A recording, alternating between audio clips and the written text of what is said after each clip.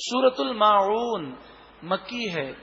معون کے معنی عام برتنے کی معمولی چیزیں، جیسے نمک، پانی، ماچس، آگ، کسی کا کوئی گلاس، قلم، پین، اس طرح کی چیزیں الماعون کہلاتی ہیں۔ سورۃ الماعون مکی ہے، ہجرت سے پہلے اس کا نزول ہوا۔ اس میں 7 آیتیں ہیں۔ اس میں کنجوس لوگوں کی مذمت کی گئی ہے، اور خاص طور پر وہ لوگ جو اس قدر کنجوس ہیں کہ وہ عام برتنے کی معمولی چیزیں بھی دینے میں ان کی جان جاتی ہے، تو ایسے لوگوں کی مذمت کی گئی۔ خاص طور پر اس سورہ مبارکہ میں فیصلے کے دن اور دین اسلام کو جھٹلانے والوں کی مذمت کی گئی۔ بسم اللہ الرحمن الرحیم، اللہ کے نام سے شروع جو بہت زیادہ مہربان نہایت رحم کرنے والا۔ اَوَرَأَيْتَ الَّذِي يُكَذِّبُ بِالدِّينِ، کیا تم نے دیکھا اس شخص کو جو قیامت کو جھٹلاتا ہے؟ دین کے معنی قیامت بھی ہے اور دین اسلام بھی ہے۔ جو دین اسلام کو جھٹلائے گا وہ قیامت کو بھی جھٹلائے گا، قیامت کے دن کو جھٹلاتا ہے۔ اب جب قیامت کے دن کو جھٹلاتا ہے تو اس کا نقصان کیا ہوتا ہے؟ اس کا نقصان یہ ہوتا ہے کہ وہ محاسبے سے اپنے آپ کو پاک سمجھتا ہے۔ وہ یہ سمجھتا ہے جو کرنا ہے مجھے دنیا میں کر لوں، اور مجھے کسی ظلم پر پکڑا نہیں جائے گا، مجھے سزا نہیں دی جائے گی۔ جب قیامت کا تصور ختم ہو جائے تو انسان بے شمار گناہ کرنے لگتا ہے، اور جس کو یہ خوف ہو کہ مجھے مر کر اللہ کو جواب دینا ہے، وہ ظلم نہیں کر سکتا، وہ گناہ نہیں کر سکتا۔ فَذَلِكَ الَّذِي يَدُعُّ الْيَتِيمَ، اسی لیے یہ شخص یتیم کو دھکے دیتا ہے، یتیم پر ظلم کرتا ہے۔ اب یہاں یتیم مراد ہے، اور مفسرین فرماتے ہیں کہ یتیم بھی مراد ہے اور ہر کمزور بھی مراد ہے۔ جو آخرت سے نہیں ڈرے گا وہ کمزور کو دبائے گا اور کمزوروں پر ظلم کرے گا۔ حضرت علی رضی اللہ تعالی عنہ نے فرمایا کمینہ وہ شخص ہے۔ اب یہ الفاظ حضرت علی کے ہیں۔ ذلیل ہے وہ شخص، آپ نے فرمایا طاقتور کے سامنے تو وہ عاجزی کرتا ہے اور کمزوروں کے سامنے شیر بنتا ہے، اور آپ نے فرمایا عزت والا ہے وہ شخص کہ کمزوروں کے سامنے وہ عاجزی کرتا ہے۔ جیسے حضرت عمر رضی اللہ تعالی عنہ، آپ لاکھوں مربع میل کی سلطنت کے بادشاہ ہیں، خلیفہ ہیں، امیر المومنین ہیں۔ شیخ سعدی علیہ رحمہ فرماتے ہیں جا رہے تھے کہ ایک نابینا بیٹھا ہوا تھا، اس کے پاؤں پر آپ کا پاؤں غلطی میں رہ گیا، تو اس نابینا نے کہا او اندھا ہے، دیکھ کر نہیں چلتا۔ اب آپ سوچیں کہ امیر المومنین ہیں، قطعی جنتی ہیں، خلیفۃ المسلمین ہے، اور اس کے سامنے اس طرح کوئی کہے تو آدمی غصے میں آ جائے اور کہے کہ آپ کو بات کرنے کی تمیز نہیں، کس طرح بات کرتے ہیں۔ مگر حضرت عمر رضی اللہ تعالیٰ عنہ کی شان پر قربان جائیے، آپ نے فرمایا بھائی مجھے معاف کر دینا، اندھا تو نہیں ہوں، غلطی ہو گئی، غلطی میں میرا پاؤں آپ کے پاؤں پر رہ گیا۔ حضرت شیخ سعدی علیہ رحمہ فرماتے ہیں کہ جو شاخ پھلوں سے لدی ہوئی ہوتی ہے وہ جھکی ہوتی ہے، تو جو لوگ عظیم ہوتے ہیں ان میں عاجزی ہوتی ہے، اور جب کوئی غرور و تکبر کرے تو سمجھ جائیے کہ اب وہ خالی ہو چکا ہے، کہ جب شاخ خالی ہو جاتی ہے تو اکڑ جاتی ہے۔ فَذَلِكَ الَّذِي يَدُعُّ الْيَتِيمَ، اسی لیے وہ یتیم کو دھکے دیتا ہے۔ یہ تو کافروں کے کام ہے۔ مومن مظلوموں پر اور کمزوروں پر ہرگز نہیں روب و دبدبا کرے گا۔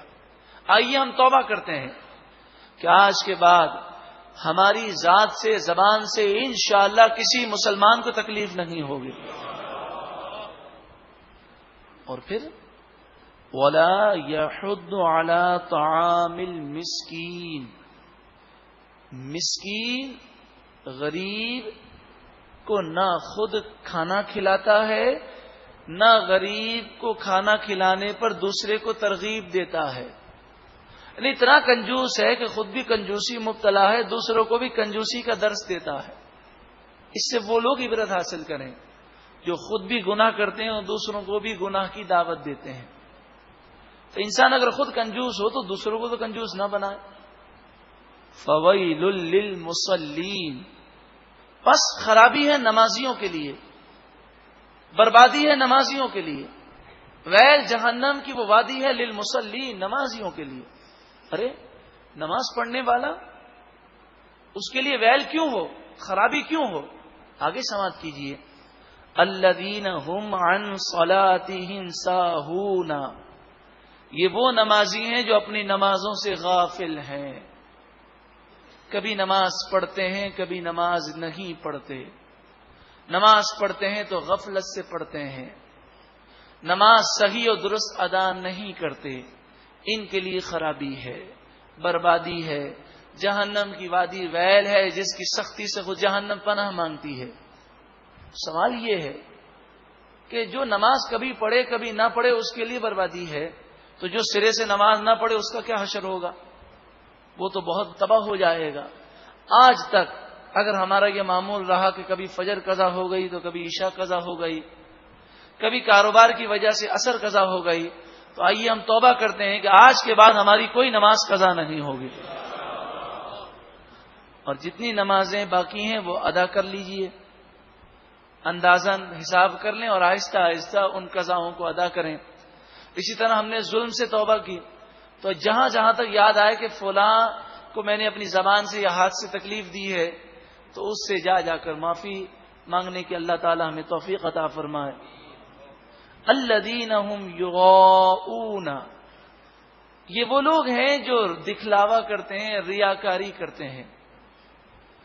ریاکار انتہائی نادان ہے کہ وہ لوگوں کو دکھاتا ہے جو صلہ نہیں دیتے, یہاں تک کہ اگر لوگوں کو پتہ چل جائے کہ یہ ہمیں دکھانے کے لیے کام کر رہا ہے تو لوگ بھی اس پر تھوک دیں.